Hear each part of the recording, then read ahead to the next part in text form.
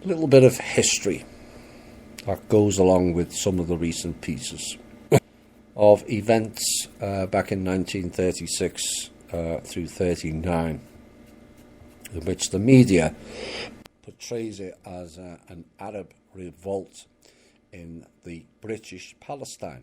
Yes, Britain owned Palestine, which inflicted great economic and infrastructural damage on Jaffa. And it began on April 19th, 1936, before the war started, with a riot remembered as the Bloody Day in Jaffa, which ended with this piece that I'm reading from. It only mentions that it killed 9 Jews and scores were injured. It doesn't mention how many Arabs were killed. But that was not a riot. They were aware of what was coming next, being thrown out of their homes. Big difference.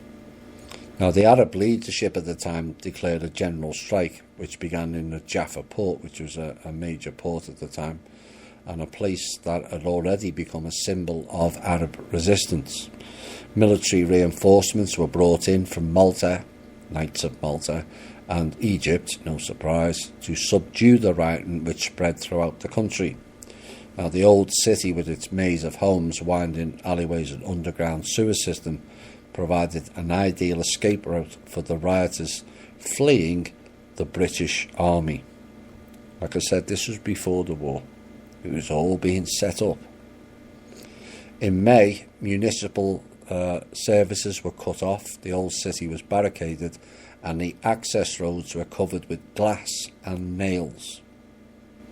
In June, British bombers dropped boxes of leaflets in Arabic requesting the inhabitants to evacuate the same day.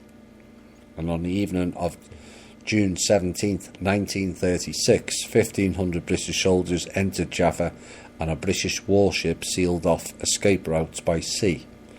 The British Royal Engineers blew up homes from east to west, leaving an open strip that cut right through the heart of the city from end to end.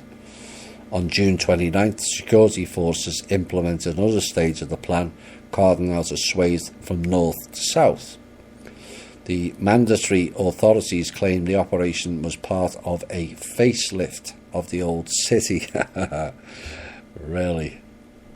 And in 1945, Jaffa had a population of 94,310, of whom 50,880 were Muslims, 28,000 were Jews, 15,400 were Christians, and 30 were classified as other. The Christians were mostly Greek Orthodox, and about 1/6 of them were members of the Eastern Catholic Churches, and one of the most prominent members of the Arab Christian community was the Greek Orthodox Issa el-Issa, like ISIS to me, who was a publisher of then rather famous paper known as the Palestine. Then, in 1947, the UN Special Commission on Palestine recommended that Jaffa be included in the planned Jewish state. Now, due to the large Arab majority, however, it was instead designated as part of an Arab state in the 1947 United Nations Partition Plan for Palestine. This is what went on that started way back in the 1880s about creating a state or a country or whatever you want to call it of Israel.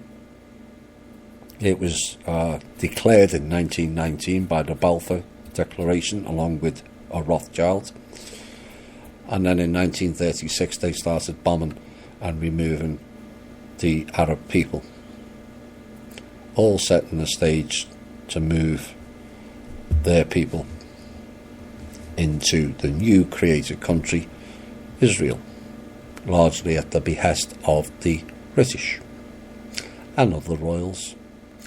I'll have more on that in From Russia with Love 3.